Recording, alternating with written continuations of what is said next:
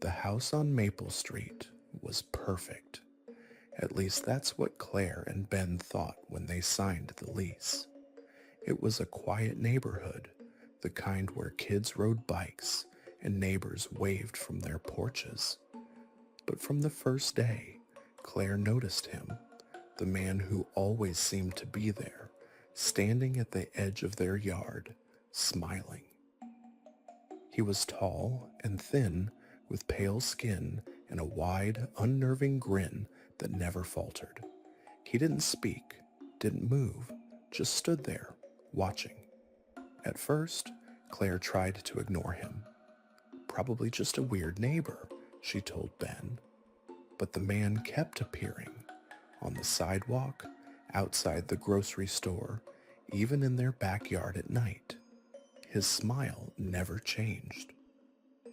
One evening, Claire confronted him. "Can I help you?" she asked, her voice trembling. The man didn't respond. He just tilted his head, his grin stretching wider, revealing teeth that were too white, too perfect. Claire backed away, her heart pounding. When she looked again, he was gone. The next day, Ben found a note taped to their door. It read, "You shouldn't have moved here." The handwriting was jagged, almost childlike. That night, they heard footsteps on the porch. Ben grabbed a bat and opened the door, but no one was there, just the faint sound of laughter echoing down the street. As the days passed, the encounters grew more frequent.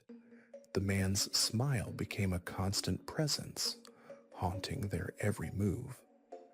Claire began to research the house's history and discovered a chilling pattern. Every family who had lived there had disappeared without a trace. The police had no leads, no suspects, just one recurring detail from the neighbors. There was always a man, one report said. He just stood there, smiling. Desperate for answers, Claire and Ben dug deeper. They found an old photo album in the attic, filled with pictures of the house's previous occupants. In every photo, the same man was there, in the background, at the edge of the frame, always smiling. The dates on the photos spanned decades, but the man never aged. That night, they heard a knock at the door. Ben opened it, and there he was, the smiling man, his grin wider than ever.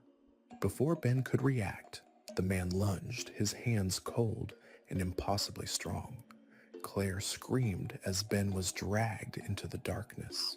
She grabbed her phone and called the police, but when they arrived, there was no sign of Ben or the man.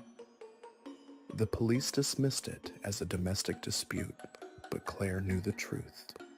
She packed her bags and fled the house, vowing never to return. But as she drove away, she glanced in the rearview mirror, and there he was, sitting in the back seat, his smile stretching ear to ear.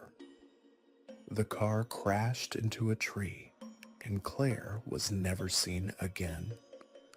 The house on Maple Street remains empty, but the neighbors swear they still see the smiling man, standing at the edge of the yard, waiting for the next family to move in.